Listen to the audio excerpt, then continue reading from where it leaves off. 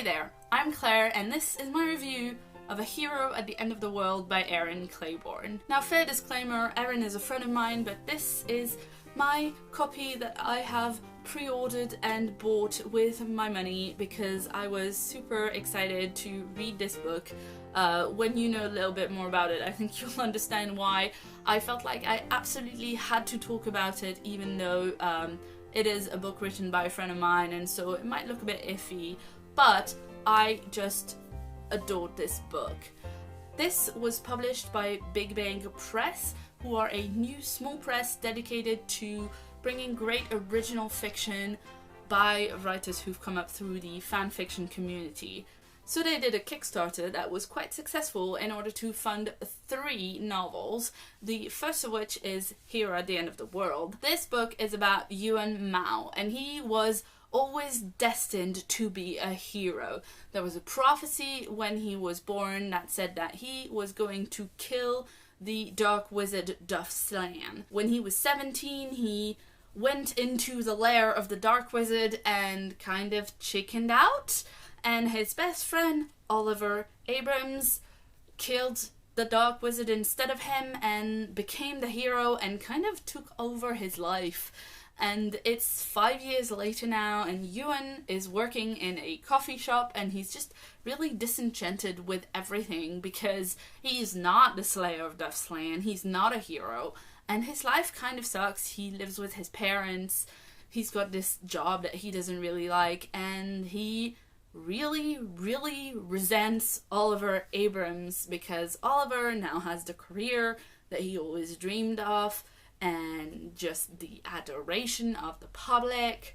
He just kind of feels cheated from his destiny. And that's when he is approached by a guy who tells him about this new form of magic that could make him a lot more powerful, and basically he gets recruited by this cult-like group that may or may not be evil and may or may not be trying to kill his old best friend Oliver Abrams. Now, this book is hilarious.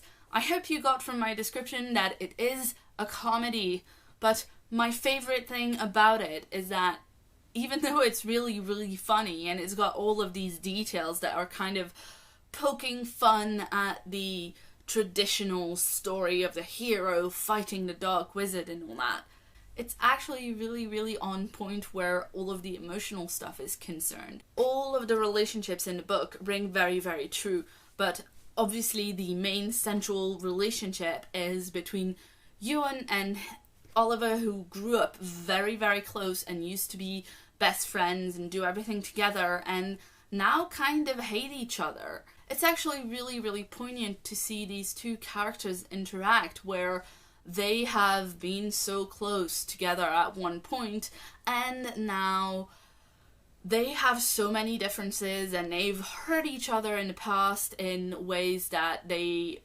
understand or not, and now they kind of have to work with that, and it is really difficult, and you really kind of want them to work it out. But the other thing that I really like is that you don't really have a good guy and a bad guy.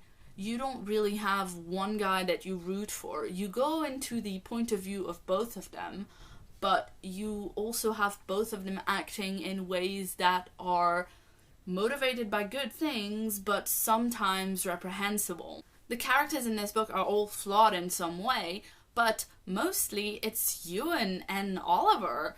Yuan is bitter and petty and whiny, and Oliver is really just judgmental and smug and hot-headed.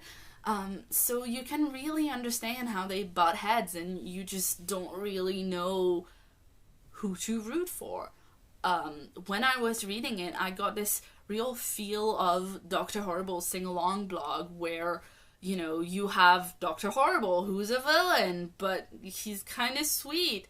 And then you have Captain Hammer, who's the good guy, but really you just don't want to have to talk to him because he's just so unpleasant. So you kind of have that.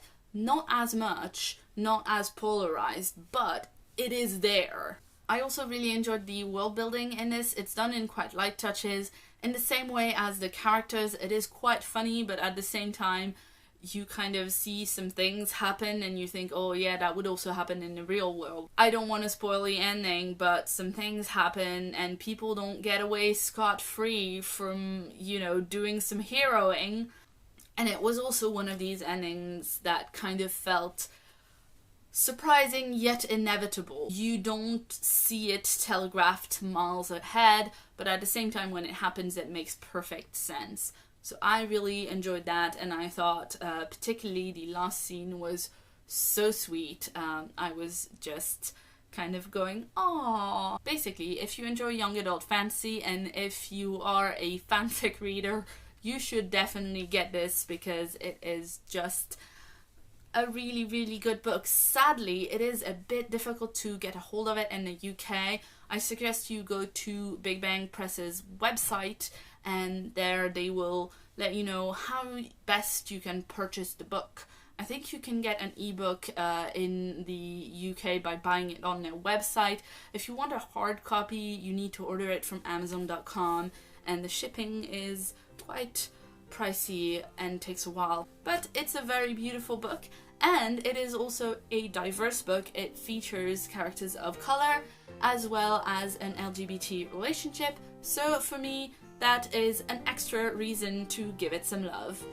So I hope you've enjoyed my review of A Hero at the End of the World by Erin Claiborne, and let me know in the comments below if you've read it or if you want to. I've been Claire, thanks so much for watching, and see you soon.